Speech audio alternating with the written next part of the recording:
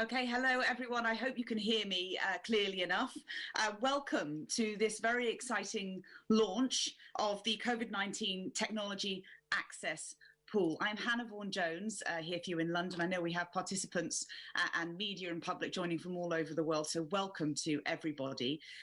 We are, of course, now several months into this global pandemic, and I think more than ever it's taught us, wherever we are in the world, of the need to work together and to support each other. And that's exactly what this initiative today is all about. I understand that so far we have some 35 countries and counting who have already shown their support for this pool, this initiative.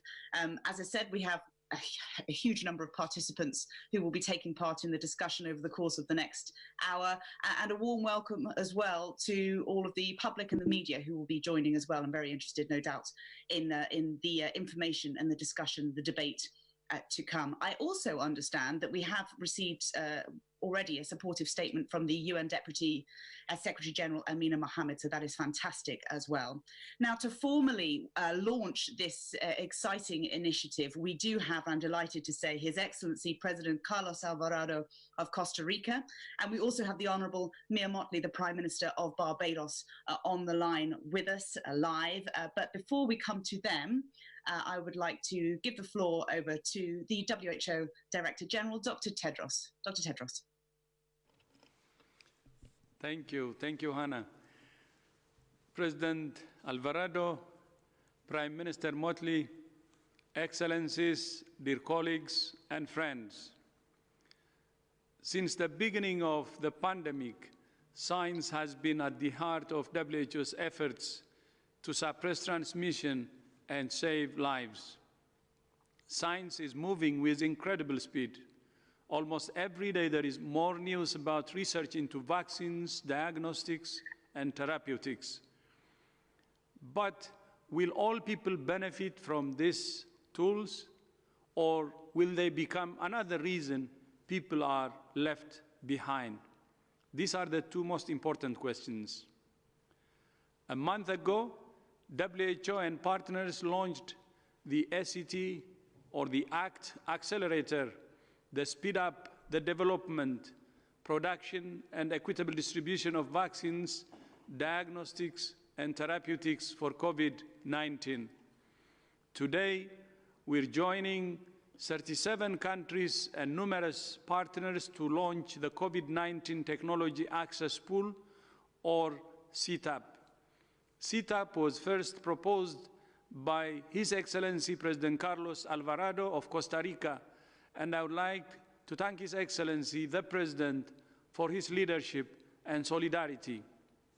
CTAP is a sister initiative of the ACT Accelerator and offers concrete actions to achieve the objective of the ACT Accelerator, which is equitable access. CTAP has 5 priorities. First, public disclosure of gene sequencing research. Second, public disclosure of all clinical trial results. Third, encouraging governments and research funders to include clauses in contracts with pharmaceutical companies about equitable distribution and publication of trial data. Fourth, licensing treatments and vaccines to large and small producers. And fifth, promoting open innovation models and technology transfer that increase local manufacturing and supply capacity. Through CTAP, we're inviting companies or governments that develop an effective therapeutic to contribute the patent to the medicines patent pool, which would then sub-license the patent to generic manufacturers. CTAP is voluntary and builds on the success of the medicines patent pool in expanding access to treatments for HIV and hepatitis C. WHO recognizes the important role that patents play in fueling innovation. But this is a time when people must take priority. Tools to prevent, detect, and treat COVID-19 are global public goods that must be accessible by all people. Science is giving us solutions, but to make the solutions work for everyone, we need solidarity. COVID-19 has highlighted the inequalities of our world, but it's also offering us an opportunity to bring those inequalities and build a fairer world, a world in which health is not a privilege for the few, but a common good. Now, it gives me enormous pleasure to introduce His Excellency Carlos Alvarado, the President of Costa Rica. Muchas gracias, Presidente Alvarado, mi hermano. Mucho gusto por su liderazgo. Thank you. Muchas gracias.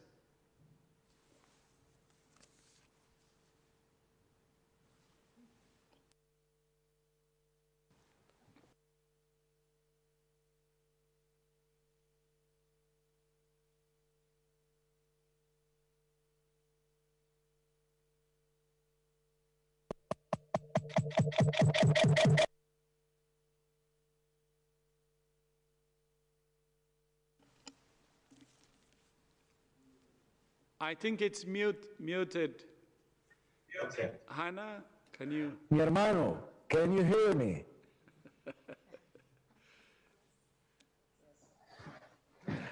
Gracias, doctor Tedros, mi hermano, my brother.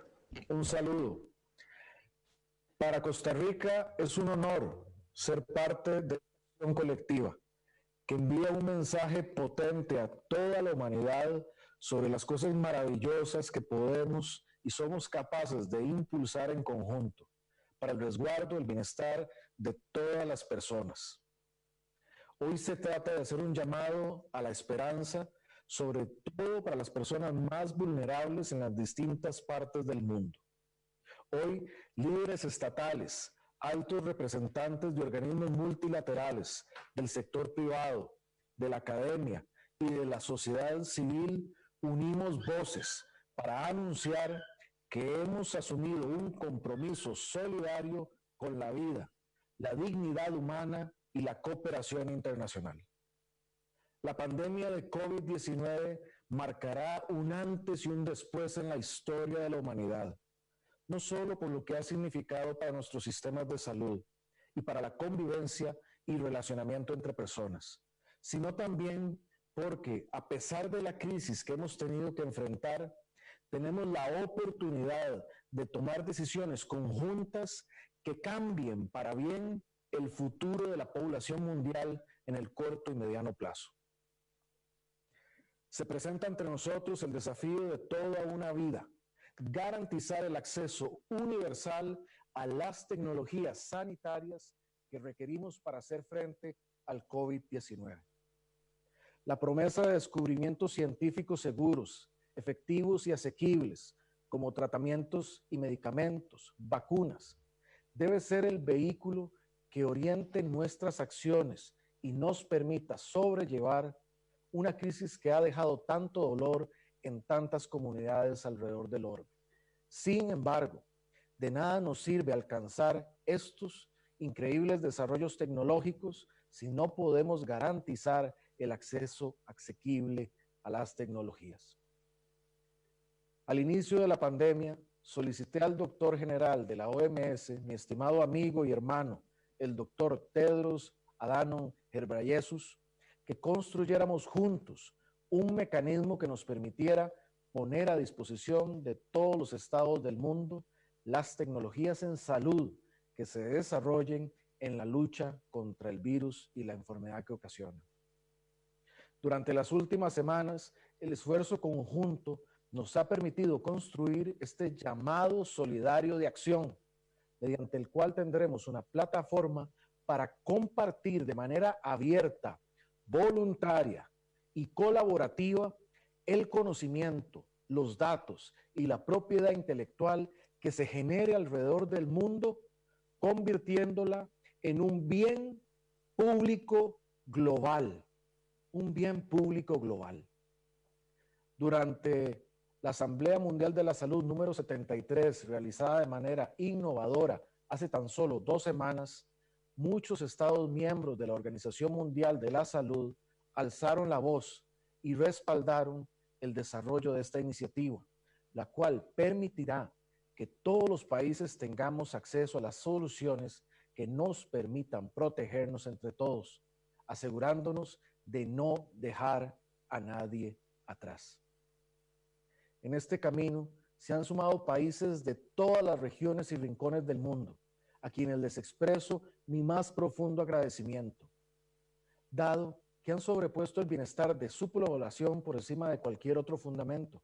Mi profundo agradecimiento para Argentina, Bangladesh, Barbados, Bélgica, Belice, Bután, Brasil, Chile, Ecuador, Egipto, Honduras, Indonesia, Líbano, Luxemburgo, Malasia, Maldivas, México, Mongolia, Mozambique, Noruega, Omán, Países Bajos, Pakistán, Palau, Panamá, Perú, Portugal, República Dominicana, San Vicente y las Granadinas, Sudáfrica, Sri Lanka, Sudán, Timor del Este, Uruguay y Zimbabue. Aquellos jefes de Estado y jefes de gobierno que aún no se han sumado a este esfuerzo, los invito a no dejar pasar la oportunidad y ser parte de un hecho histórico para la humanidad. Les garantizo que nada será más reconfortante y gratificante que, dentro de unos años, cuando historiadores analicen este momento crucial, vean que todos nuestros países fueron parte de los actores internacionales que dieron un paso adelante y tomaron una decisión visionaria y, más importante aún, profundamente humana. Como gobernantes debemos respaldar este llamado solidario, declarando nuestro apoyo al reservorio, en inglés llamado COVID-19 Technology Access Pool, CAP, de conocimientos de propiedad intelectual y datos. Debemos alentar a nuestras empresas públicas y privadas, así como a nuestras instituciones de investigación, para que contribuyan de manera voluntaria a la plataforma de intercambio. Se nos han sumado igualmente actores del ámbito internacional que han dedicado su labor a la búsqueda del bienestar de las poblaciones que más sufren. Su vocación de servicio y proactividad merecen también mi reconocimiento. Igualmente al sector privado, se nos ha acercado con el afán de conocer la propuesta e identificar cómo pueden ser parte de ella. Celebro este paso al frente de quienes han entendido que solo en alianza desde lo público y lo privado podremos construir un futuro mejor. Un futuro donde todos los brillantes avances científicos de nuestras sociedades sean pilares en la construcción de un horizonte que dignifique cada vida. Un futuro donde nuestras capacidades sean potenciadas para seguir cimentando el camino del desarrollo sostenible. Para citar un ejemplo de buenas prácticas en Costa Rica, el sector privado también ha ofrecido su contribución. El compromiso de la industria es necesario para hacer eco a este llamado solidario. Boston Scientific, en conjunto con la Universidad de Minnesota, bajo el concepto de solidaridad y responsabilidad social corporativa, le ha brindado la preaprobación al gobierno utilizar de forma abierta el diseño del ventilador Co-Ventor, con el fin de que este dispositivo médico pueda ser fabricado de manera local a través de las compañías que así lo deseen. La solidaridad dentro y entre los países y el sector privado es esencial si queremos superar estos tiempos difíciles. Necesitamos liberar todo el poder de la ciencia para ofrecer innovaciones que sean escalables, utilizables y que beneficien a todos en todas partes al mismo tiempo. Solo por medio de la aceleración de la investigación y del desarrollo de tecnologías sanitarias contra el COVID-19 es que podremos salir adelante. Sin embargo, ningún estado podrá haber superado la pandemia hasta que todos la hayamos superado, por lo que estos desarrollos deben ser asequibles para todos. Por eso invito a las industrias y sectores académicos, así como he invitado a la industria y academia costarricense a que registre y comparta su conocimiento, propiedad intelectual y datos de tecnologías sanitarias existentes y nuevas para combatir COVID-19 por el bien de toda la humanidad. La Universidad de Costa Rica ha desarrollado y pone a disposición de la humanidad un protocolo para la manufactura a partir del plasma de pacientes convalecientes de preparaciones inyectables de inmunoglobulinas humanas hiperinmunes contra el SARS-CoV-2 para el tratamiento de pacientes en estado severo y crítico de la infección. También estas dos iniciativas relacionadas con el diseño y validación de hisopos para las pruebas diagnósticas del COVID-19 y el desarrollo de los prototipos de respiradores para posteriormente trasladar el conocimiento al sector industrial. El Instituto Tecnológico de Costa Rica se hace presente en este repositorio y nos ha autorizado para que Costa Rica ponga a disposición internacional 3 diferentes iniciativas que se trabajan para combatir el COVID-19. El desarrollo de mascarillas tipo N95, el diseño de cobertores para camillas de ambulancias para la Cruz Roja, el ventilador mecánico de accionamiento neumático. Por su parte, el Centro Nacional de Innovaciones Biotecnológicas, CENEBIOT, pone a disposición de este repositorio un proyecto que consiste en optimizar protocolos escalables de detección de virus SARS-CoV-2 que prescinden del uso de kits comerciales y minimiza la dependencia de sistemas robóticos. El objetivo es crear alternativas en caso de escasez de kits y facilitar su implementación en regiones con acceso limitado a sistemas robóticos. La propuesta está inspirada en casos de éxito obtenidos en Uruguay, España y por el consorcio CRIP-COVID, pero se adaptó a la realidad regional y los resultados se pueden compartir libremente. Nuestra sociedad civil, siempre activa y pujante, es fundamental en el proceso, defendiendo la iniciativa y abogando para que más y más actores se integren de manera solidaria. Por ejemplo, su papel será importante para convencer a los titulares de los derechos de que se necesitan ser socios en esta iniciativa. El conocimiento compartido, la propiedad intelectual y los datos abiertos cristalizarán nuestros esfuerzos colectivos para avanzar en el descubrimiento científico, el desarrollo tecnológico y el amplio intercambio de los beneficios del avance científico y sus aplicaciones basadas en el desarrollo de la salud. Esta iniciativa establece un modelo viable para promover el acceso basado en la equidad, la ciencia sólida, la colaboración abierta y la solidaridad global. La solidaridad global acelerará la ciencia y ampliará el acceso a los bienes públicos globales para que sean juntos y así podamos vencer el virus. Cada compromiso, cada paso al frente cuenta. Nuestros pueblos nos observan y esperan liderazgos capaces de trabajar colectivamente por soluciones verdaderas, por acciones conjuntas, que nos permitan sin egoísmos reconstruir un mundo donde la salud pública universalmente resguardada sea un bien.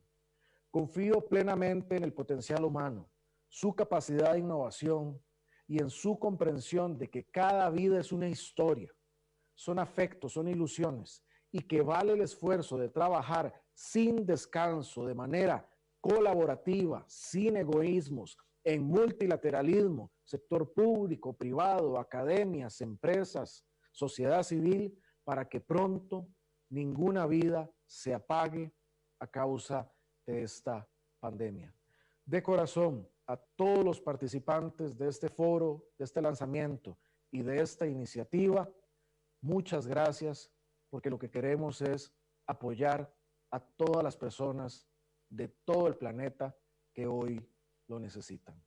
Muchísimas gracias.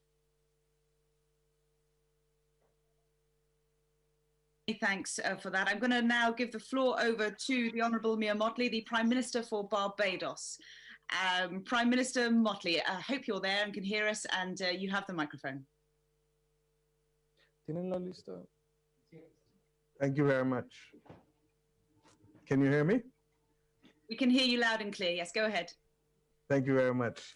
Today I join in solidarity with President of Costa Rica, my friend Carlos Alvarado Quesada, and my brother Dr. Tedros Adhanom Ghebreyesus, the Director General of the WHO, and indeed my colleague heads of government, to add Barbados' strong support for this launch of this important platform.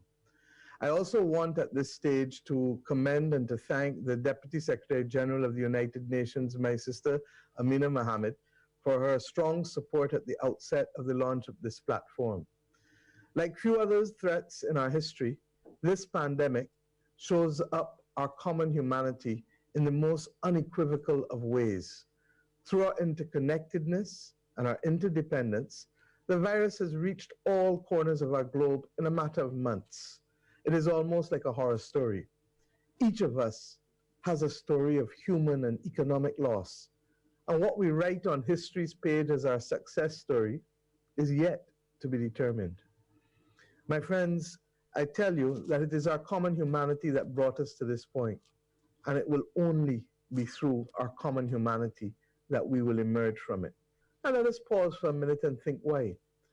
The reality is that democracy and multilateralism promised for both the countries and the world respectively that there would be a framework of fairness, transparency, and accountability for those who choose to agree to the compact that led to the democracy or led to the multilateralism.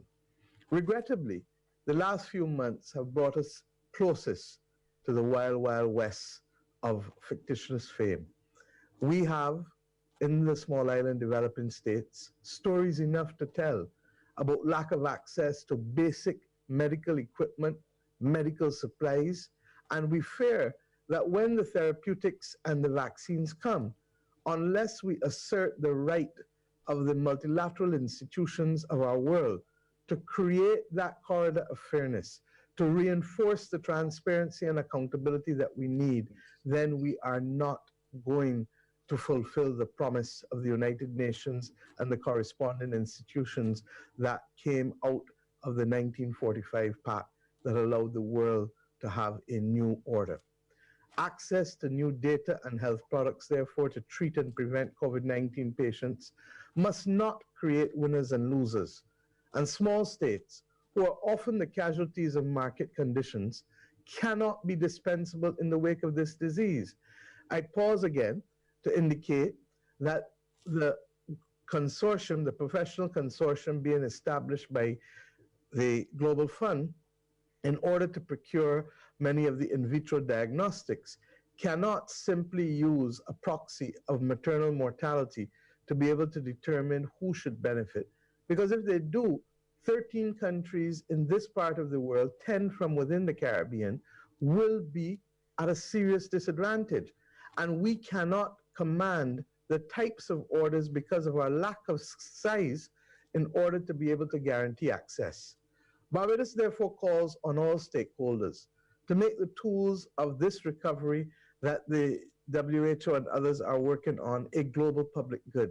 I heard Dr. Tedros just now outline very clearly what we needed to hear as small island developing states. We therefore also encourage all flexibilities in the licensing of these products to quickly scale up global production. And we ask for full cooperation with the UN's Technology Access Partnership so that the global community could exit this crisis together on fair and equitable terms. For this is the promise of the multilateral institutions upon their formation to the people of the world, and it is the promise of democracies at the time of the settlement of independence to our people.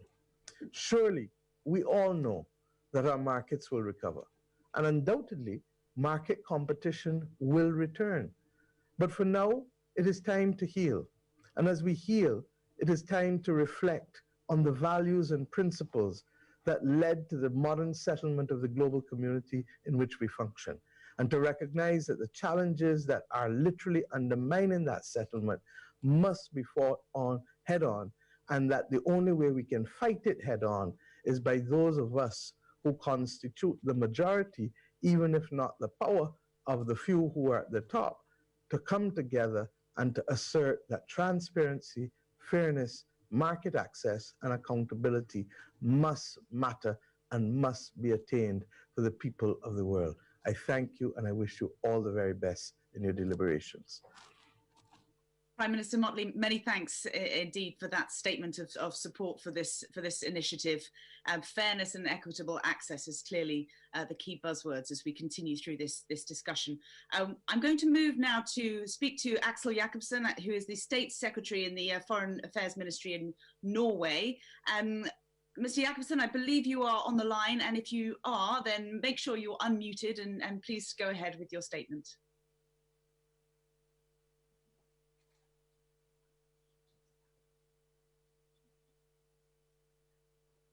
Thank you, Hannah. Can you hear me? We can hear you loud and clear, yes. The wonders of technology. Go ahead, sir. Thank you.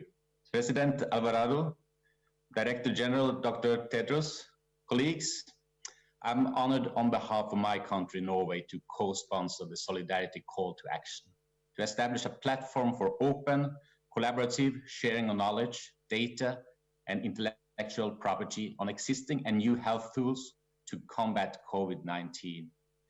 As I speak, the official counts have passed 360,000 deaths globally from COVID-19, and the true figure is likely to be substantially higher. The pandemic represents a tragedy for its victims and their families, and economic hardships for hundreds of millions around the globe. If there's one thing this pandemic has reminded us, it is that challenges that are global can only be faced efficiently if we act together in a coordinated and global manner. It has also reminded us how vulnerable we are when we are confronted with a new virus without efficient tools to fight it. It is now of paramount importance that the world's best researchers and developers join forces in an unprecedented manner to provide us with these tools. Again, global challenges needs global solutions. I'm convinced that the only way to succeed is to collaborate and share knowledge and technologies to have the necessary tools as soon as possible. Once we have effective medicines and vaccines, they should be distributed in a fair and equitable way, according to public health criteria. This is the only way to curb the acute pandemic in the most efficient manner. The World Health Organization plays a vital role in facilitating the necessary sharing of knowledge. Rest assured that Norway stands firmly behind you in these efforts. Thank you again, President Alvarado, for raising this issue and for bringing us together today. Thank you very much. Aksel Jacobsen, thank you very much indeed. We are now going to move on and speak to Her Excellency Ambassador Monique van Dalen from the Netherlands. The ambassador is the representative of the Netherlands to the United Nations in Geneva. I believe you are on the line. I think I saw you earlier. So Ambassador, you have the floor.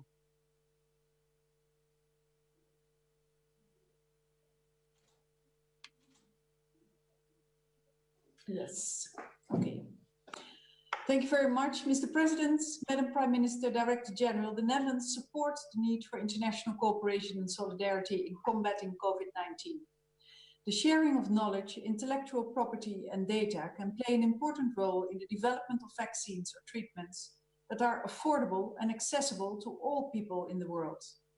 This is especially true for knowledge that is created with public funding. The sharing must, in order to be effective, have a voluntary basis. We acknowledge that we need industry as a valuable partner. Their capacity to innovate, their expertise in development, production and distribution of vaccines and treatments, and their willingness to take risks must be valued alongside international cooperation, public investments, and the sharing of knowledge. The main goal that we all want to achieve is a vaccine or treatment that is affordable and accessible to us all. In an innovation model based on the pooling of knowledge is, next to possible alternative models, a valuable instrument to pursue this aim. We thank Costa Rica and the WHO for their leadership and look forward to continuing to work together in fighting this public health crisis. Thank you very much. Thank you very much, Ambassador. We now move to Her Excellency Ambassador Maria Ferrani, who is the permanent representative of Brazil to the United Nations in Geneva. Ambassador Ferrani, if you can hear me clearly, then please do unmute yourself and you have the floor.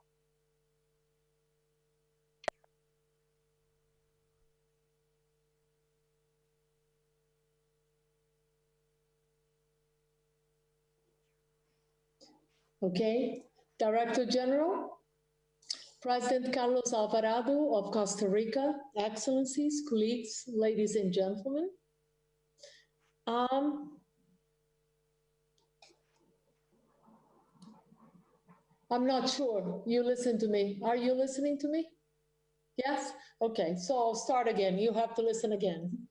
Director General, President Carlos Alvarado of Costa Rica, Excellencies, colleagues, ladies and gentlemen, Brazil is honored to support this solidarity call to action and to participate in this launch event. We thank President Alvarado for his pioneering proposal and relentless work to bring all relevant partners together at this point. Access to quality, safe, efficient and affordable health technology remains a top priority for Brazil, all the more so in the context of this pandemic. Access to affordable medicines is key to build and strengthen sustainable and resilient health systems, to achieve universal health coverage and to respond to health emergencies. In the case of COVID-19, universal and equitable access to life-saving technologies is the only way to ensure that everyone, everywhere, will be safe and able to return to normalcy. Brazil is gratified to see that the global strategy and plan of action on public health, innovation, and intellectual property is one of the references for the call to action. Together with many partners, Brazil has led efforts to have this global strategy fully implemented to the benefit of all. We are confident that the call to action will be a major achievement in the public health worldwide, helping us all to rise up to the challenge posed by COVID-19. Thank you very much. Ambassador, thank you very much indeed. We now take you over to Portugal. Dr. Rui Ivo is the president of the National Medicines Authority in Portugal and joins us live as well. Dr. Ivo, you have the floor. Hello. You can hear me? We can hear you very clearly, yes. Go ahead, please, sir. Thank you very much.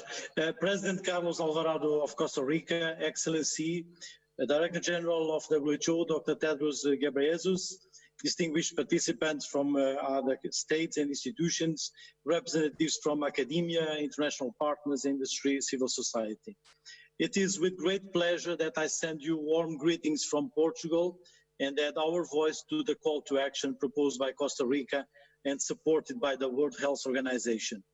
A call that aims at ensuring equitable access to health technologies through sharing of knowledge and data indispensable to the diagnosis, prevention, treatment and response to the pandemic outbreak of COVID-19. This initiative calls for a global priority in equitable access to health products and refers as to the importance of ensuring the principles of sustainability, availability and accessibility of safe, effective and quality health products, which more than ever are fundamental to tackling the current pandemic. It also stresses the need to guarantee the production, supply chain and equitable distribution of essential health products to our fellow citizens. Finally, considering the potentially devastating economic and social repercussions for health, particularly for developing countries, this action also calls for effective international cooperation in order to strengthen our health systems for this and future pandemics. Knowing that we all share these values, Portugal joins this call to action and its commitment to the collective success in combating COVID-19. Thank you very much for your attention. Dr. Ivo, thank you very much.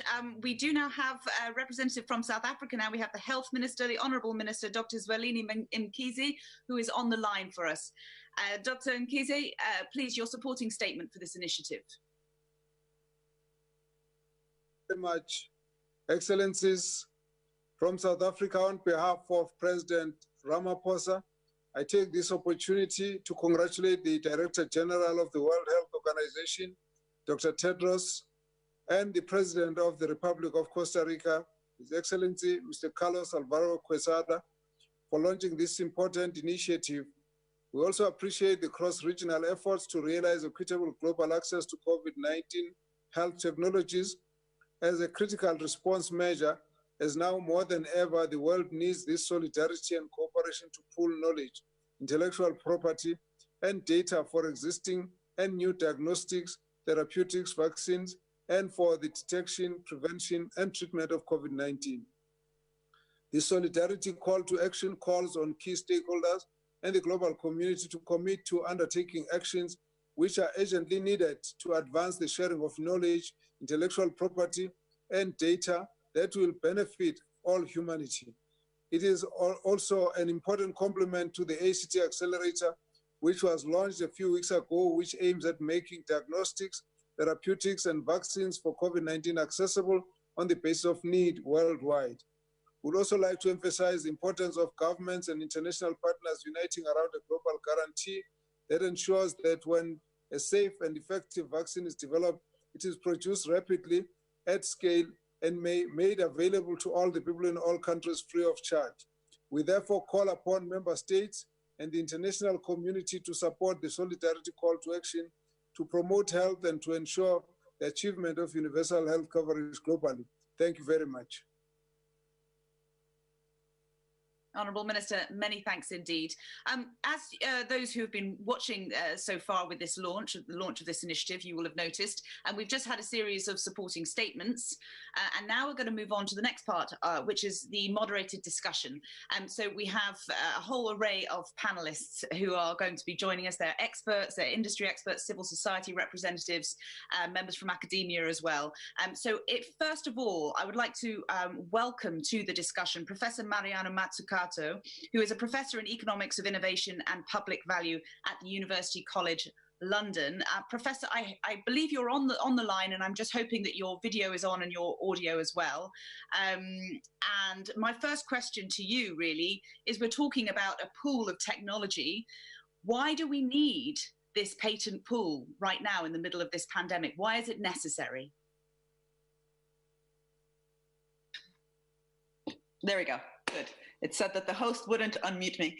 Well, it's absolutely necessary because there's no other choice. I mean, really, from the policy perspective, because this is in fact a policy proposal, we need to frame it as actively shaping and creating this market in the way that needs to be governed to satisfy the mission, which is a vaccine that is globally accessible for free around the world. And that really means making sure that we govern the process from the intellectual property, which of course this common pool is focusing on, the pricing, the manufacturing capability, the international collaboration and solidarity instead of competition between countries. But to do that, it really means also thinking through, what does it mean when countries globally have been putting in billions really into the health innovation market, and then unfortunately, unlike the military, when they spend money on areas that they need, they then govern the process to make sure they win the war. Even though I don't like the war narrative, it does actually mean governing this process in such a way that the pricing, the IPR, the licensing, is done in such a way to really foster what the 21st century is about, which is collective intelligence. Okay, Mariano, that's really interesting. I want to bring in a fellow economist now. Professor Joseph Stiglitz is a professor at Columbia University. Professor, I'm wondering whether you agree with that, whether you think this type of technology access pool is necessary for the distribution of health technologies whenever we come up with them. Absolutely. Intellectual property is a social construction that is designed to promote innovation. But in this particular case, the government is taking the key role in financing the research, and having those ideas. The most important input into any research is other ideas, and that's why this pool of ideas is absolutely essential if there's going to be the fastest innovation possible. And speed is extraordinarily important in dealing with this pandemic. The longer it lasts, the more people die, but the worse the devastation for the economy. So it's actually important in this case, especially, that there be this kind of patent pool, that this knowledge be used quickly for the benefit of everybody in our global community. I'm going to try and connect now with Dr. Jacques Dubochet. I'm hoping that he's on the line as well. Dr. Jacques Dubochet is a Swiss scientist. He's also a Nobel laureate. Ah, sir, I can see you. Wonderful. I know that you've advocated for open science. I'm wondering if you can just explain to all of us what exactly you mean by that, and the role that you think that science should play going forward with this initiative. Oui, vous voyez, le COVID-19 est un intéressant exemple d'un mal commun. Il est méchant avec nous tous, et tant qu'il existera quelque part dans le monde un malade, ce malade est à nous tous. Et l'épidémie peut revenir, elle est avec nous tant qu'il y a des malades. C'est un mal commun. Mais à tout mal commun, on peut faire correspondre un bien commun. Et ce bien commun, c'est cette connaissance que tout le monde est en train d'acquérir et qui, peut-être un jour, bientôt, va nous aider à soigner, à guérir un bien commun. Faisons ce bien commun. Et c'est justement l'idée de cette initiative que de la porter et que tout le monde travaille à cela. Mais il y a plus, parce que c'est un exercice formidable, un exercice visible. On en a besoin et il nous prépare à un autre mal commun que nous avons besoin de traiter comme bien commun. C'est le problème du climat et le problème de la vie qui se dégrade dans l'ensemble de notre planète. Le virus, nous en sortirons et nous sommes au travail maintenant. Bravo, grâce à cette initiative. La planète, c'est la suivante et ce n'est pas la plus petite. Bonne chance à nous tous. Dr. Dubochet, many thanks. We are going to move on now and hopefully speak to Philippe Duneton, who is the ad interim executive director at UNITAID. Mr. Duneton, if you can hear me, I hope you can. UNITAID is a huge WHO partner and very much involved in this particular initiative. Can you just describe for those watching in the media, the public as well, what exactly UNITAID's role will be with rolling out this type of pool?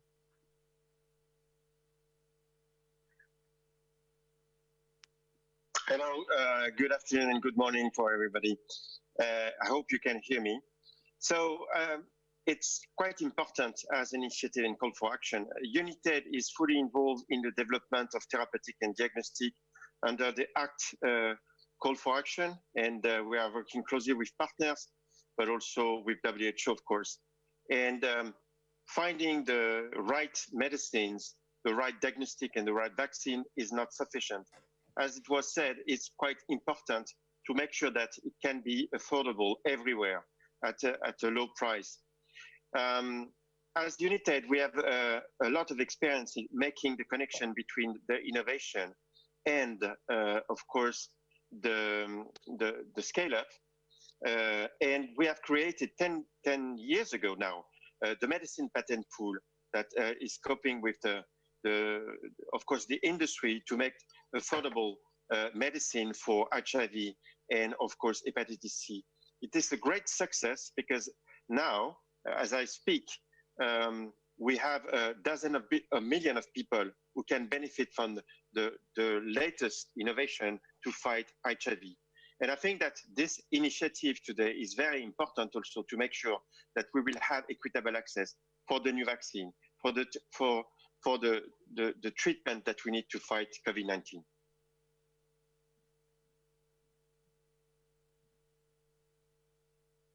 Thank you. Let's bring in Greg Alton. Greg is a former Chief Patents Officer for Gilead. Greg, if you can hear me, and I hope you can, we're obviously talking about patents now and intellectual property.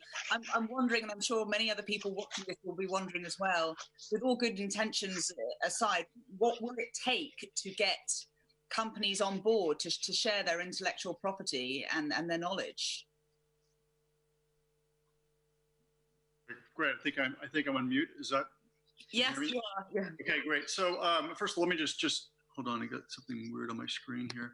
Let me just start with, I think that, and Dr. Tedros said this initially, I'm a big supporter of intellectual property and the role that the industry's played in bringing medicine forward. However, with some things, I think that, well, the reason I'm very supportive of this call to action. First of all, in terms of fair and equitable access, I do think it would be fantastic to see the industry come forward and commit to working with the medicines patent pool or other mechanisms to make the intellectual property that comes out of the products that we develop, whether they're vaccines, therapeutics, or diagnostics, to be produced by generic manufacturers and then made available in fair and equitable terms globally. I do think to make this happen, we have to expect and respect that different companies will have different concerns that they're going to have to be addressed around whether, if this is truly voluntary, geographies around different tierings of geographies, understanding that the poorest countries of the world, what's fair and equitable for them will differ from middle income countries, that will differ from wealthy countries. That's the way the industry is going to look at this. I think they're going to look at protection around their commercial interests, their indications, their uses. But I do think this can be done. We've seen this done we did in HIV, we've done this in hepatitis. I do think it's a good model, and I think I would love to see the industry come forward today while these products are being developed and make a commitment to make these products available for generic production, for local production, and get to what those terms are that will be acceptable. And it's going to vary from country to country. The other thing I just want to touch on why I'm very excited about this call to action is we don't have these products yet. We do not have the therapeutics. We do not have the vaccines. We do not have the diagnostics we need. I do also believe that the component of pooling knowledge, pooling data, creating a forum where this data can be shared to create those new breakthrough products is more important today, given this epidemic, than we've ever seen before. The human and economic costs. We cannot wait for the typical development timeline of a vaccine or a therapeutic. And I think this is an opportunity to see if this pooling of knowledge, sharing of information, sharing of intellectual property, of breaking down these barriers can expedite that development and allow these breakthroughs to come through.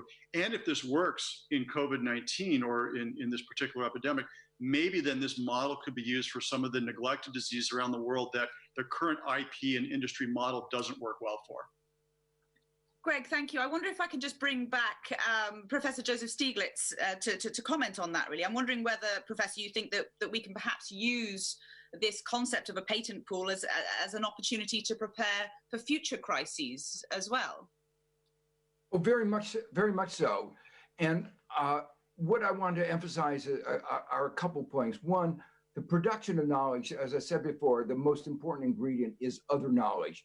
And when speed is important, as it is in this pandemic, you want that knowledge to be shared very quickly. What's interesting is that talking to my friends who are in the research community, that is happening at the individual level. But the question is, will the corporate level, will the institutional level buy into this? And what I find so exciting is the commitments being made all over the world in support of this. There's a second aspect that I want to highlight, which is we're going to need billions of doses of whatever medicines are going to be produced. That means it's really important to scale up at a low price. And the point, as long as this disease is going on in any part of the world, we're all going to be vulnerable. So it's really important in the interest of all of us that the prices be low. And that's not going to be achieved through monopoly pricing of the drug companies. It's only going to be true if we make sure that there's access to generics, to local producers, the widest dispersion of production. Now, there has to be return to those who are making their research, although much of the money is coming from the government. We should be clear about that. It's been de-risked. But we can do that through royalties, through charging for appropriate prices. That can be done within the patent pool. But what is really important here is the prioritization of speed and price accessibility. And that's really the idea behind this initiative, which I really commend you for. And Mariana Mazzucato, I believe you want to come in on this. Yes, I mean, I really think this is going to be the moment to make sure that we walk the talk of what kind of public-private collaborations should be in a space like this. And I don't think hepatitis C is a good example, with all due respect, Mr. Alton. This is actually the area where so many have written about, you know, an area which received billions from, for example, the National Institutes of Health, 10 years of research, and then ultimately was marketed for $84,000 for a 12-week course, 1 pill a day. Now, that whole issue of how can we actually produce, again, as I was saying before, along the whole value chain, so governing the patent system, as we're talking about today, but also the pricing system that really reflects that collective effort that we're making in so many different parts of the health industry. This is a problem that goes beyond vaccines. Why this initiative is so important is we cannot risk getting it wrong. We have to today use this almost as a sandbox that hopefully will also create lessons for other parts of the sector. And in terms of what Joseph Stiglitz was saying, you know, of course patents are important. They have simply been massively abused. They are too upstream. We today are patenting the tools for research. They're way too strong, hard to license. They're too wide. They're used for strategic reasons. So again, using this moment to also think much more broadly, how can we make patents do what they were meant to do in the beginning instead of really just fueling a lot of rents and monopoly power? Mariana, thank you. Charles Gore is the Executive Director of the Medicines Patent Pool, which Dr. Tedros mentioned at the beginning of this launch. And Charles Gore, if you can hear me clearly, based on your experience at MPP, when you have a patent pool already, can this scale and level of cooperation work? Does it work in practice? Thank you very much indeed, Hannah. And just before I answer your question, I'd like to thank WHO and the Director General, Costa Rica and President Alvarado for inviting us to be part of this initiative. Perhaps I should just talk a little bit about our history to answer your question. So we were set up by UNITAID in 2010 as a public health organization to do voluntary licensing to enable access to HIV medicines and also to facilitate the development of new treatments in the form of, for example, pediatric combinations, single pill combinations, but also to make sure that, first of all, access was as quick as possible and also as equitable as possible. As Dr. Tedros said, to make sure that no one was left behind. And the success of that model led to the global community asking us to expand our mandate. Firstly to hepatitis C and TB, and then more recently to any patented medicine on the WHO essential medicines list. And the model involves, first of all, working with experts and the affected communities and civil society to identify the needs, then working with the pharmaceutical industry to actually get the licenses, which we can then sub-license to many generic manufacturers that allows both scale up to meet large demands, but also competition between the generic manufacturers to drive the price down. And then finally, with also governments and the affected communities to let them know what is available to make sure that they do access these affordable but high quality drugs as quickly as possible. And finally, to manage this whole process. I think you can see from the fact that, as Philip Dunton mentioned, we've had a huge impact. I'd just like to mention that our generic manufacturers have now delivered 12 billion doses in the last 10 years. And based on that, our board at the beginning of the COVID crisis decided that we should offer that expertise and experience to the global community if it would be useful, and consequently expanded our mandate to include anything that could be useful for COVID-19. And so we're now in this position of being very willing to offer that expertise and experience in the form of a pool to try and make sure that actually initiatives like this really deliver. So we hope that we will have an important role in the operationalization of this important initiative. And we would like to think that we will be able to have the kind of impact we've had in HIV in COVID-19 as well. Thank you. Charles Gore, thank you very much. Interesting to see that, you know, what you were saying about how the open licensing model does work, has been working already. And we've been hearing from experts and from the field of academia. Let's bring in civil society now. I want to speak to Aksel Prabhala, who is from the coordinator, rather, of Access IBSA project in India. Aksel, I hope you can hear me and I hope we can see you. Tell us then, what is the role of civil society in this pool initiative?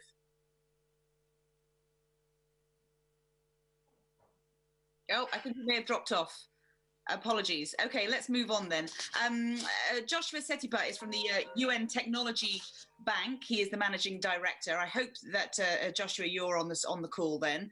I'm wondering how can we ensure then that medicines are, as and when they become available, that they are then available on an equitable basis across the world? Question there for Joshua Setipa of the UN Technology Bank. No, I think, okay, we will move on. Anna Marriott, I believe we do have Anna Marriott. Anna Marriott is the health policy manager for Oxfam.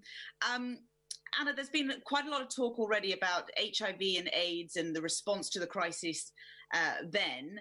I'm wondering how conditions today compare with conditions then, and whether we are better equipped today to deal with this pandemic. Oh, if you just need to unmute yourself, please. There we go. Oh, no, still can't hear you. No, still can't quite hear you. Let me just see if we can get you just to unmute your microphone. If not, then perhaps I can turn back to one of our esteemed economists who've been joining us already. Perhaps, Mariano, I know you're still on the call. I can see you nodding away there. If you wanted to unmute yourself. Your thoughts on what we've been hearing then about using previous models or pre-existing models in order to move further with a response to COVID-19. And again, if you could unmute yourself. We can't. Okay, here we go. Yes. Yes. Okay. I think the reason the others are having a problem, on our screen, it says the host has muted us. So when we try to unmute, it doesn't work. So whoever the host is, if you can ask them to. I will. I hold my hands up and say, I'm not the host. Sure. So, you know, this is a huge issue. Just one thing that I think is really important is that currently this is only voluntary. What I have been arguing actually for some time is that this could actually become more mandatory. You know, the reason, just as an example, because this shouldn't be pie in the sky, the reason we had, at least in the US, one of the most innovative private R&D departments in AT&T, it later became Bell Labs, a very famous research and development department, was that there was conditions attached to the public subsidy that AT&T was getting to make sure that they actually reinvested their profits back into innovation and big innovation beyond telecoms. The history of conditionality, sector by sector, does exist. And this is strangely one where for some reason we haven't made conditions on the governance of areas like patents to be present when you have this very high amount of public investment that both Joseph Stiglitz and I have been talking about. Again, 40 billion a year just in the US, but actually if you look globally, there's trillions of pounds, euros, different currencies being put into health innovation, and making sure that that public investment is also conditional on a governance of the system to actually meet a public interest test. I think, this could actually become the moment to do that, because as long as it's just voluntary and, every country negotiates it depending on bilateral relationships, it doesn't get us what we're actually talking about here. COVID has woken us up that, global health only makes sense when it's global. We are all only as safe as our neighbor is in our city, in our nation, and then globally. Had this epidemic begun in Africa, where health systems are actually much weaker than in China, we would globally be worse off. So governing this system in such a way that has strong public interest metrics, I think, is the big innovation that we all need right now. Yeah. Anna Marriott, we could see you before, we couldn't quite hear you, but I believe your sound has been restored for us. I was asking you about the comparisons we can make today between what happened with HIV and AIDS and the response, or the climate, the conditions that we're operating in today. So I think many of those conditions of inequality in access are still very real today. The very big difference that we're facing now is that this is a global crisis where everybody on the planet needs access to these technologies.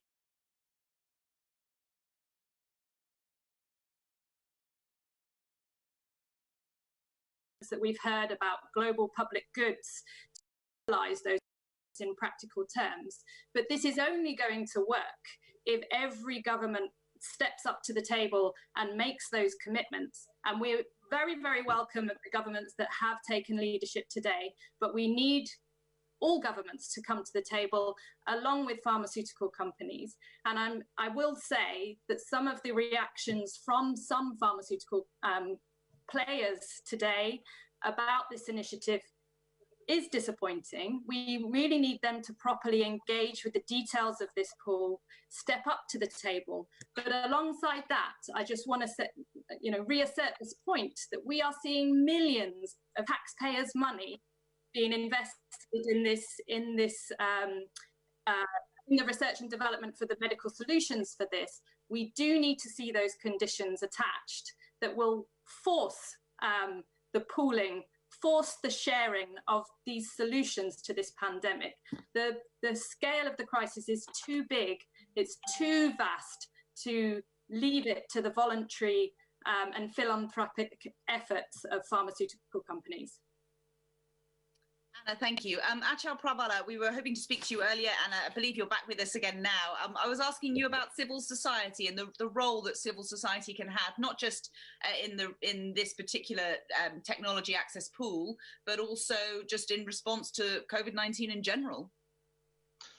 Yeah, well, look, civil society has a limited role to play here. Civil society can put pressure on national governments, and national governments, especially those governments which have the capacity to manufacture tests and treatments and vaccines, who also have the political will to do what they need to do with intellectual property monopolies, can make some efforts to do their bit to contain the pandemic. But the truth is that we need the COVID-19 technology pool to succeed, because it's really the best shot that the world has. Most countries in the world don't have the capacity to be able to manufacture what they need, even without the presence of monopolies that will thwart their ability to do so. But in saying so, we need to have a couple of things in place. The first is participation. We need to have the participation of rich countries. And along with that participation, we need to have the leverage that rich countries have in terms of their investment and buying of medical technologies, so that they can then contribute to the pool. But we also need to look at the scope of the pool. In the past, a lot of access licenses have been satisfied to stop at poor countries, at getting access to poor countries. I think what we need to look at here is getting access to poor people, wherever they live, whether they live in poor countries, whether they live in what are called middle-income countries, or indeed whether they live in rich countries. I think if we go by the access models of the past, they've failed, primarily because they have failed to reach the vast numbers of poor people in a highly unequal country, like Brazil, for instance, simply because it's classified as a middle-income country, and it's assumed, therefore, that they have better access to buying drugs on the market or vaccines on the market, where in fact they don't. Aksel Prabala, thank you. I'm hoping that we can now speak to the Managing Director of the UN Technology Bank, Joshua Setipa. Joshua, if you can hear me, I'm just going to crack on with my question and hope that it's all clear with the connection. I'm wondering then, how can we ensure that medicines, once they are available, vaccines, etc., are available on an equitable basis, across the world? Well, thank you very much for this opportunity. We, as a technology bank, we are an implementing partner of the Health Technology Access Pool and are working very well with the WHO, with the UNDP, and also with UNCTAD in launching the Technology Access Partnership, which seeks to address some of these challenges that we've had so well articulated today. One of the realities is that having the technology available is one step, but where the challenge remains is how do you then transfer or transform that technology into actual capacity to produce and be able to meet the demand that we see that countries are facing today. And what we are doing as a Technology Access Partnership is to create a platform that connects technology holders with technology seekers and provide also support to be able to transform that technology that is available into actual capacity to produce. We are also working with to ensure that there is also capacity that will not only allow countries to meet their current COVID-19 challenges, but also be able to be part of their post-recovery effort. And one of the key areas of support that we are providing to developing countries is to also serve as a repository for these technologies, for data and for knowledge, and also to provide legal and policy support, which we know is very important for technology-seeking entities, and also to facilitate these partnerships, which are very key. As we've heard from our colleagues from civil society, this is an effort that requires all stakeholders on board. Otherwise, then there will always be gaps, and we know where there are gaps, the poor countries or the least developed countries are the ones that fall behind. Thank you very much. Joshua Setipa, thank you very much. We've had lots of questions coming in from members of the public who are watching this. And so I would like to just sort of throw some of those questions, or at least one of them, when I can find them on my screen, back to our panelists as well. So perhaps to Dr. Jacques Dubochet, one question that we've had in is, what learning can we draw from knowledge pooling during the AIDS pandemic? And of course, this is something that we've been talking about a lot, but what learning can we draw from knowledge pooling during the HIV/AIDS pandemic? That question let's go to Dr. Dubochet. I'm not a specialist of that. There are people who are much better for that. But nevertheless, well, the COVID is sorry, activez le son.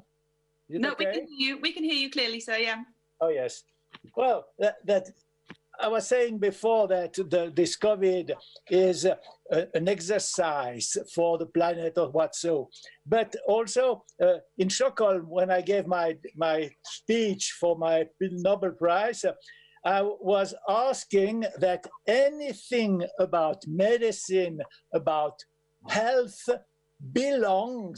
is a common good for all the world. We have the problem, the case of COVID, and the COVID will be an excellent exercise for considering anything about medicine, about health as a common good for humanity. Woo! Good work. Thank you very much, Dr. Dubochet. Another question. Let me just bring up my screen so I can see clearly. Let's put this question then to Professor Stieglitz. What guarantee can you give, or can the panel give in general, that this initiative will benefit everyone on the planet? This is, of course, what we're talking about in general, is how to make sure that this is delivered and distributed on an equitable basis. But what guarantee can the panelists here give that this initiative will do just that? Well, I think what we can say is that it's going to be more equal than it otherwise would be. I don't think we can ever, in our very unequal society, expect anything to be fully equal. But what we know is that if we leave it to the usual mechanisms of monopoly pharmaceutical companies driving up the prices, it will mean that those who are poor, whether they're in the rich countries, the middle income countries, or the whole of the poorer countries, they won't have access unless we have this kind of patent pool. So to me, it's an absolutely essential step in moving towards greater equality of access. And remember, unless many people have emphasized the fact, unless the whole world is protected, none of us are protected. So it really requires a global effort to make sure that everybody gets access to the vaccines, to the testing, to the retrovirals, to the therapeutic medicines. Philippe Duneton from Unitaid, I hope you're still with us. I could see you on the screen there. But another question, this is coming from viewers who are watching this broadcast. Who owns the data and how will it be governed? I don't know if this is an appropriate question for you, but I'm wondering if you care to offer an answer to that. Philippe Duneton.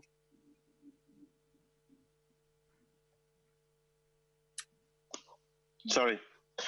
No, I think it's we are focusing on the IP, and I think it's correct because it's a barrier. But to make sure that, in particular for certain type of product, you need to have also a way to transfer the know-how, transfer the quality insurance, and also to have mechanisms to make sure that you have the right price. So.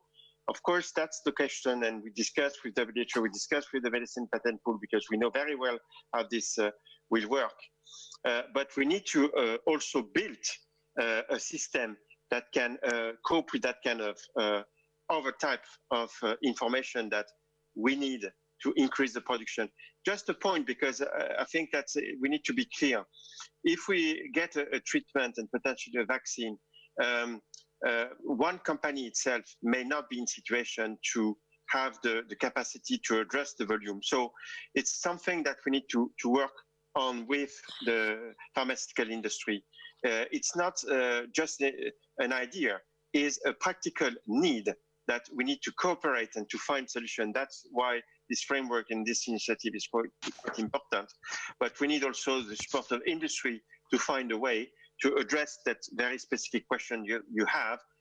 IP is important, and we have, with the medicine patent pool, a mechanism that is up and running, but we need also to address other type of information to make sure that we can increase really the production capacity.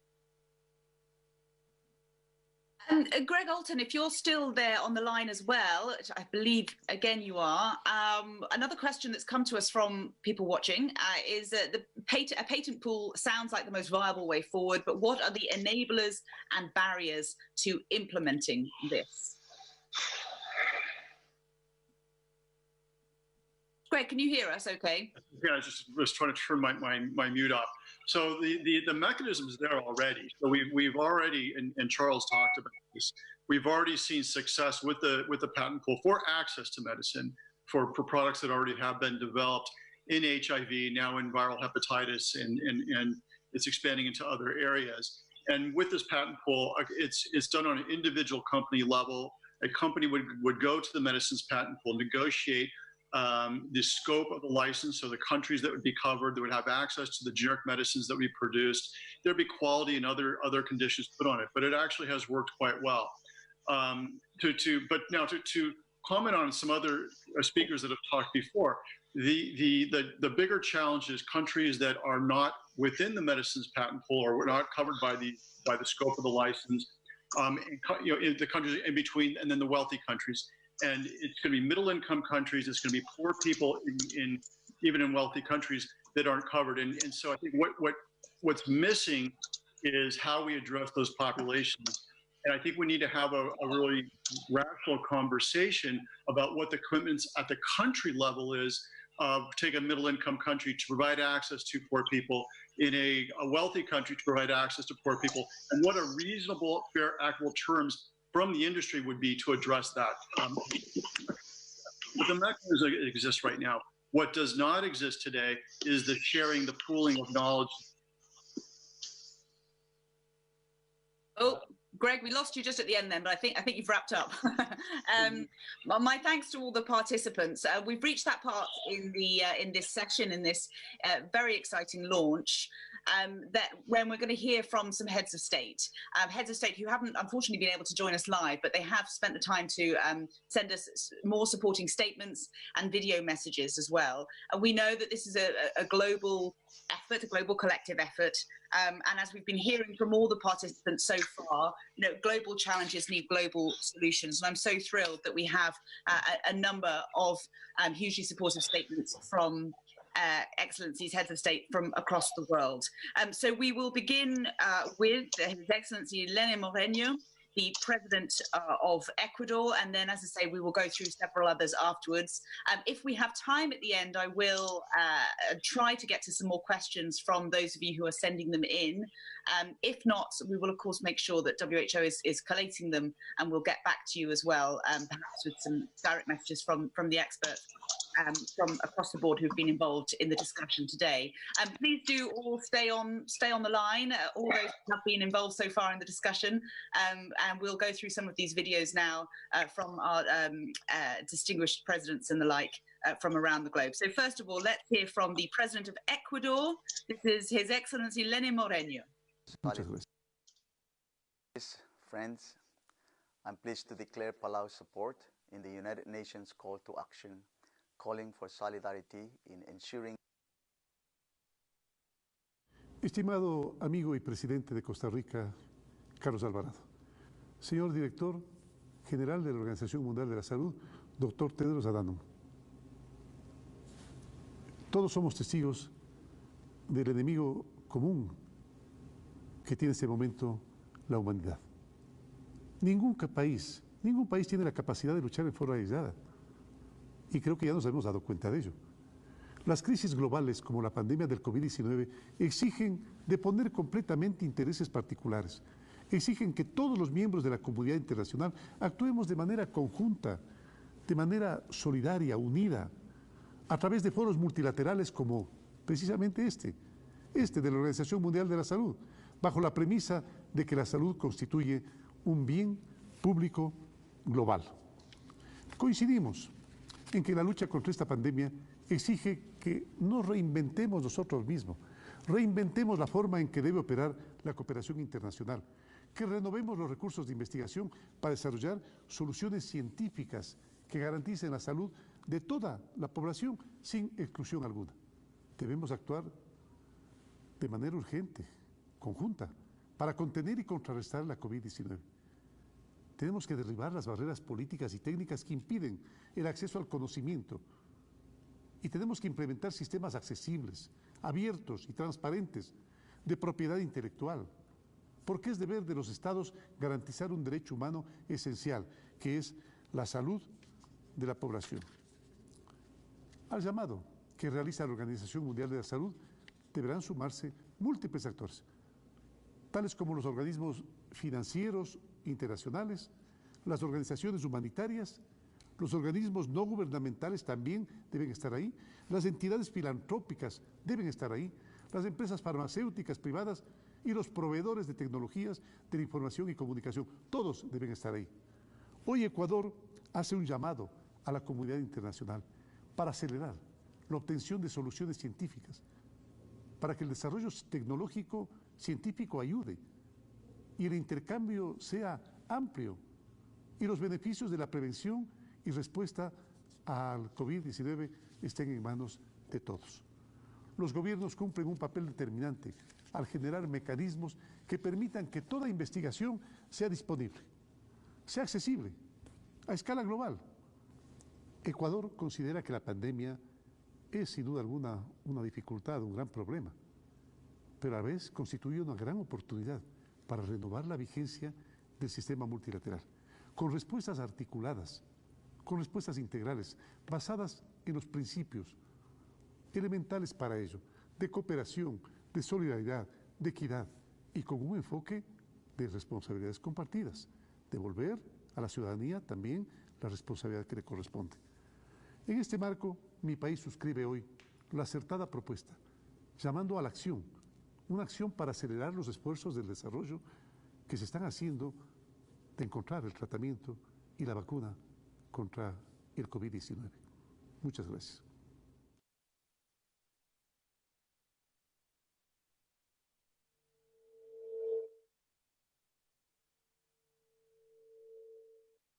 My apologies, I muted myself.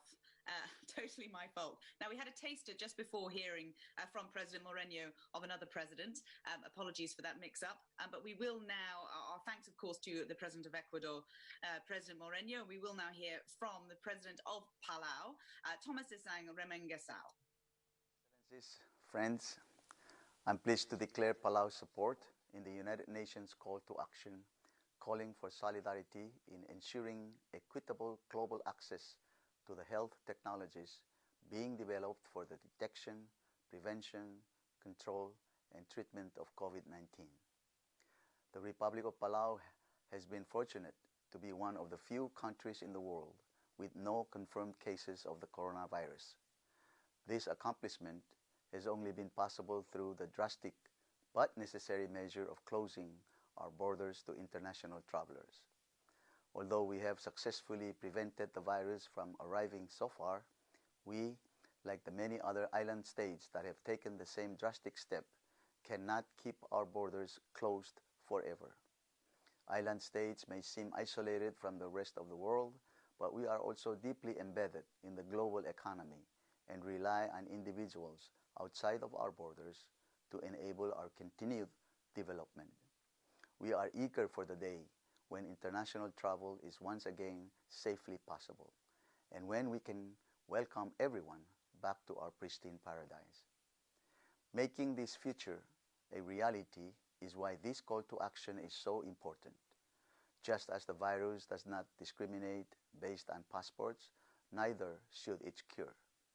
Palau joins the countries around the world and the WHO in this call to action, and affirms that the health technologies being developed in response to the COVID-19 pandemic should be available to everyone. We are already seeing deeply worrying statements that countries that research vaccines and manufacture treatments should be prioritized in access to those health technologies. But where does that leave the smallest of us who lack this research and manufacturing capabilities? We need instead to turn to global solidarity, especially in this 75th anniversary year of the founding of the United Nations. We need to live up to the vision of the 2030 Agenda for Sustainable Development, to leave no one behind. It is only through this global solidarity and ensuring equitable access to COVID-19 health technologies that we will overcome this pandemic. Thank you very much. Thanks there to the President of Palau, Tommy Remengesau. Let's hear now from the President of Uruguay, His Excellency Luis Lacalle Pou. Estimado Presidente Alvarado, le cuento que ando en el norte del país, recorriendo por algún foco importante en la frontera con el Brasil y siempre, y en este caso mucho más, adherir a la propuesta, adherir a la cooperación internacional, adherir a los gobiernos, a los particulares, a los científicos, a los organismos internacionales para la cooperación multilateral. Es muy importante en la salida de esta pandemia, pero también hacia el futuro. Creo que todo esto nos deja una enseñanza, así que presidente, por supuesto, desde acá, con el afecto y con el respeto, adherir a esta convocatoria suya. Le mando un abrazo. Retno Marsudi is the Honourable Minister for Foreign Affairs in Indonesia, and sent us this video. Your Excellency, the Director General of WHO, Excellencies, ladies and gentlemen. On behalf of the President of the Republic of Indonesia, allow me to begin by conveying Indonesia's appreciation for Costa Rica initiative on the call to action to ensure global access for medicine and equipment necessary in our fight against COVID-19. The call of action is very timely and addresses a paramount issue to guarantee equitable availability and accessibility of treatment and vaccine for this disease. In this regard, Indonesia supports the call to action in the hope that a voluntary pooling of patents will significantly accelerate the production of COVID-19 medicine and vaccine to meet global demand, particularly for developing and least developed countries. This is the time for us to also rally behind the WHO to be the platform for cooperation among countries in matters concerning public health and to ensure that multilateralism delivers. Upon the discovery of the most effective treatment, medicine and vaccine for COVID-19, it is imperative that we ensure its availability and affordability for people everywhere. Just as COVID-19 does not discriminate between nationalities, race, religion, or economic status, so its remedy must also be accessible to everyone, regardless of their background. I thank you very much. Retno Marsudi, we thank you. The Honourable Abdullah Amin is the Minister of Health in the Maldives, and sent us this video. Maldives. To all colleagues, friends and leaders from like-minded governments, to heads of WHO and other relevant multilateral institutions, to our partners belonging to the scientific, pharmaceutical and medical technology community, and to all and everyone who believes in global solidarity to safeguard human dignity and well-being. COVID-19 has taught us how interconnected and interdependent we are, how vulnerable and ill-prepared most countries are in the face of a public health pandemic, a pandemic that rages on for months, damaging not only our general health and exposing the weaknesses in our health systems, but draining our resources and crippling the global economy, which inevitably would have enduring socio-economic impacts across and within countries and communities. While no country has been spared from the effect of COVID-19, some countries are worse affected than others, and the challenges of overcoming this calamity is equally daunting to such nations. At this critical juncture, a historical moment in human history when humanity itself is at stake, the world has an historic opportunity to come together in global solidarity to overcome a global threat. Solidarity in ensuring that all persons have human dignity and are ensured basic human rights, including the right to health care on the basis of equity and equality. In respect of global principles and commitments, when a treatment or vaccine for COVID-19 is developed, some countries or communities should not be left behind or too far behind. We are all equal and belong to one world, one humanity.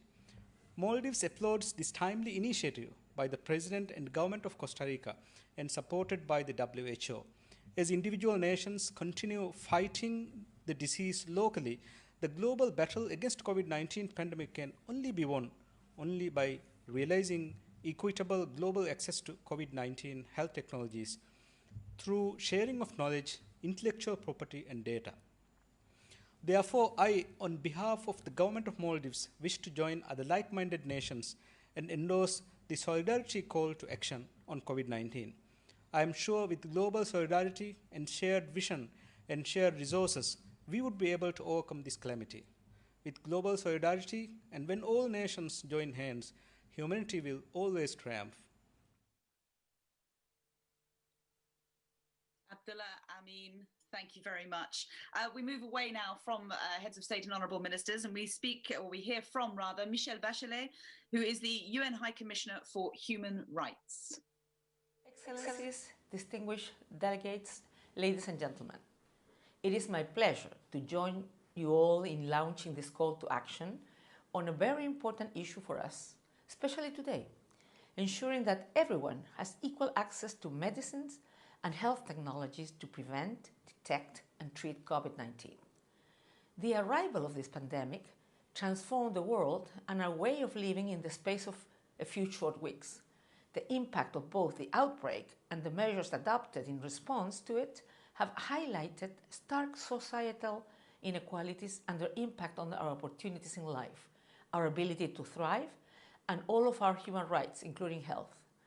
Even before we were confronted with COVID-19, access to healthcare, medicines, and health technologies was uneven, with deprivation depending on whether one was poor, susceptible to discrimination, or living in other situations of marginalization. The pandemic has only broadened these disparities, and we must act now to change this harmful dynamic that robs so many of their life and health. Excellencies, distinguished delegates, ladies and gentlemen, we all recognize the imperative to build back better, and it is here that our partnership as actors in government, civil society, the United Nations system, the private sector, and others has the opportunity to come into its own. Each of us holds one or several of the keys to unlocking access to medicines and health technologies for all. Some hold the keys to law and policy, others to research, development, and innovation, and still others to affordability. Our human rights values, among them the rights to life, health, and to enjoy the benefits of scientific progress and its applications, equality and non-discrimination, can help us to navigate this configuration of collective responsibility. The benefits of scientific progress, especially as they apply to life-saving innovations, were always meant to be shared. At no time has it been more urgent to work towards this goal. If not rapidly brought under control, the COVID-19 pandemic will continue to devastate livelihoods, businesses, and economies, affecting all of us in some way. So let us join forces to exchange data and information, accelerate technology transfer, and expand the availability of medicines and health technologies. Let us all do our part, and let us do it well. For us there. Let's hear now from Jagan Chapagain, who is the Secretary General of the IFRC, the International Federation of the Red Cross. The International Federation of Red Cross and Red Crescent Societies is fully committed to this call to action. We join the call to assure equitable global access to new COVID-19 essential health technologies, starting from the most vulnerable population in the most difficult and fragile context. Developing technologies, be it vaccines, drugs, or diagnostic, is a first important step. Ensuring fair allocation across countries and timely delivery to all in need, especially the most vulnerable, will be the greatest challenge. The time to prioritize equity is now. Prioritizing equity means putting the most disadvantaged communities at the center of our collective response to COVID-19 pandemic. Fair and equitable allocation and distribution will require an effective and inclusive engagement of the communities in the entire life cycle of this mammoth process. Therefore, one of the key priorities should be the meaningful participation of the organizations with deep roots in the communities and the communities themselves at every stage to promote the acceleration of global scientific research into COVID-19 prevention, detection, treatment, and care. The IFRC, through its 192 member Red Cross and Red Crescent societies, with their network of 14 million volunteers, are providing life-saving services and essential assistance across the world. Community health workers, including Red Cross and Red Crescent volunteers, represent a sustainable, trusted, and critical resource in delivering healthcare services. Together with communities and health service providers, they join efforts for better health, prevent diseases, raise awareness, and reach out the most vulnerable and outreach populations with concrete actions. During the current pandemic, they are listening and responding to the needs of the most vulnerable groups, helping to mitigate the direct and indirect health consequences of COVID-19, as well as its social and economic impact. As we gather today to call for fairness and equity, we offer our large community network of volunteers and our global presence in support of the call to action to continue protecting every single person from the dramatic impact of COVID-19 and ensure that we leave no one behind. The power of our common humanity is and will be measured by how we collectively protect the weakest among us. Thank you. Again, thank you very much. Shannon Hayder is the Deputy Executive Director of UNAIDS. I'm Shannon Hayder, and I'm the Deputy Executive Director at UNAIDS. Humanity today, in all its fragility, is searching for an effective and safe vaccine against COVID-19. It's our best hope of putting a stop to the painful global pandemic. UNAIDS called on health ministers at the World Health Assembly last week to rally behind the idea of a people's vaccine. And we support the solidarity call to action to establish a global pool of products for health to prevent, diagnose, and treat COVID-19. The solidarity call promotes the sharing of knowledge, of data, and intellectual property on COVID-19 to drive the most rapid development and just distribution of all technologies designed to detect, prevent, and treat the virus. It ensures that those technologies can't be monopolized or hoarded or otherwise restricted from reaching the people who need them most. Just like healthcare, a coronavirus vaccine cannot be a privilege. It must be a right for all to be shared and a shared investment in our common safety and well-being. Thank you. Shannon Hayder, thanks very much indeed. We're now going to hear from Paul Fellner. Fellner, President and CEO of Revision Therapeutics, and I'm grateful for the chance to support the Solidarity Call to Action for a COVID-19 technology pool. In addition to public good and human rights, information sharing accelerates progress and reduces cost, factors that should motivate investors to support the COVID-19 technology pool. The largest company and even the largest country can only create and know a fraction of available information.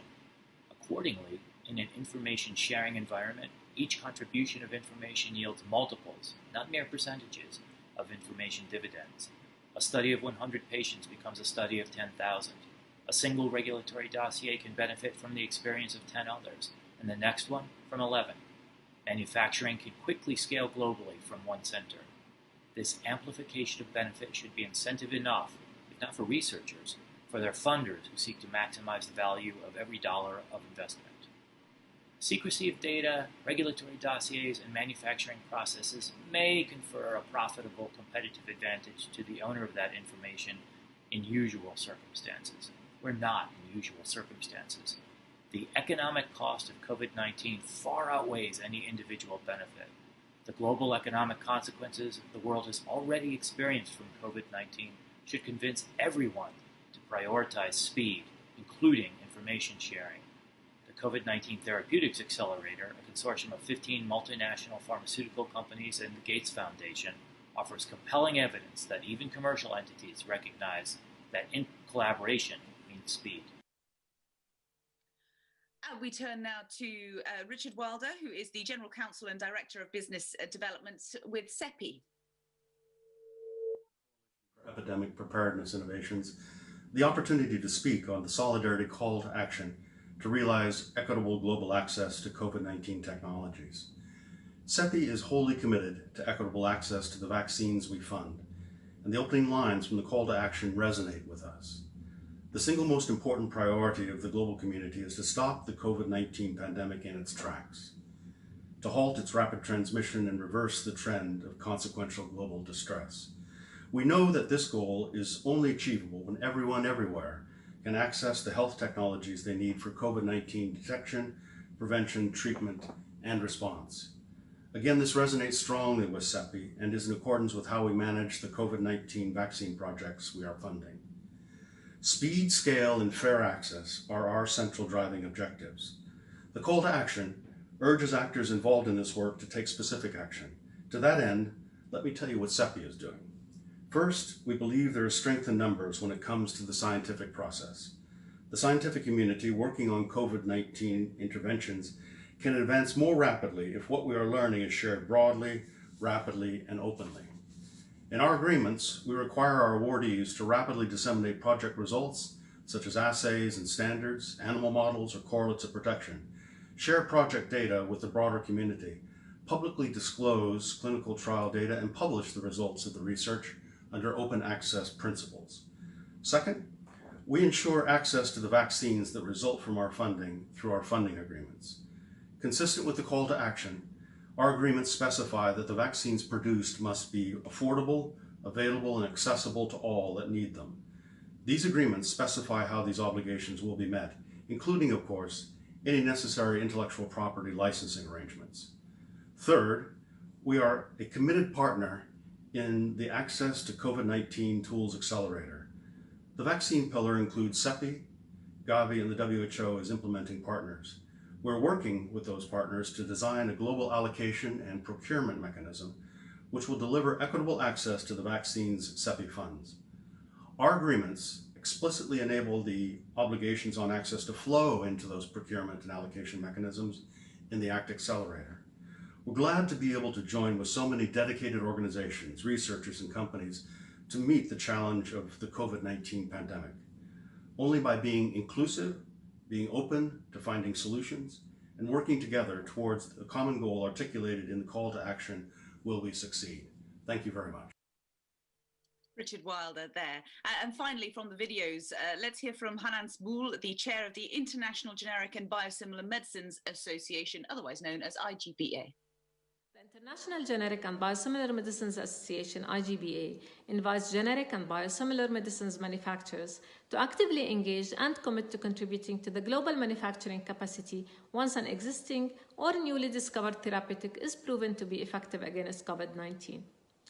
As stipulated by this unique and time-limited new health technology pool, sharing of open relevant technologies, knowledge, IP, and data on a voluntary basis will facilitate their use in research and development and will mobilize and expand additional manufacturing capacity since effective technology transfers and early access to key technologies would be permitted. This should be complemented by a clear policy action by WHO member states to plan for future need in full transparency and cooperation with the pharmaceutical industry, both right holders and licensees where applicable. A framework will be provided allowing generic and biosimilar medicines manufacturers to actively contribute to the global manufacturing capacity by utilizing their know-how and expertise to produce and distribute generic and biosimilar versions of patented medicines at a global level.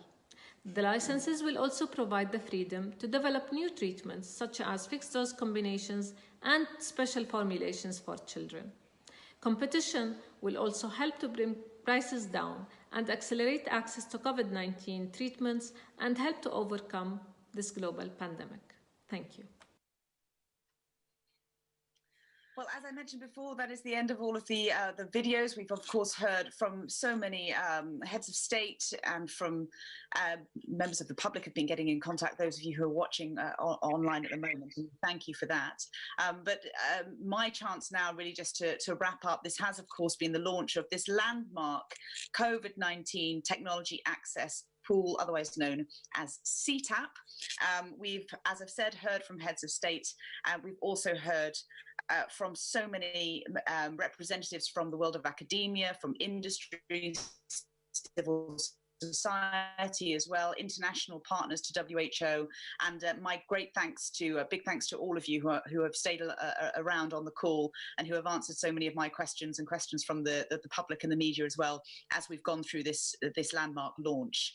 I would also like to express huge thanks from WHO to its partner in this initiative, and that is, of course, President Alvarado of Costa Rica. So, Your Excellency, I know you've been also sticking around and listening to all the contributors on this call. Our huge thanks to you, and thank you for coming up with this initiative, and we wish you well with seeing it through as well.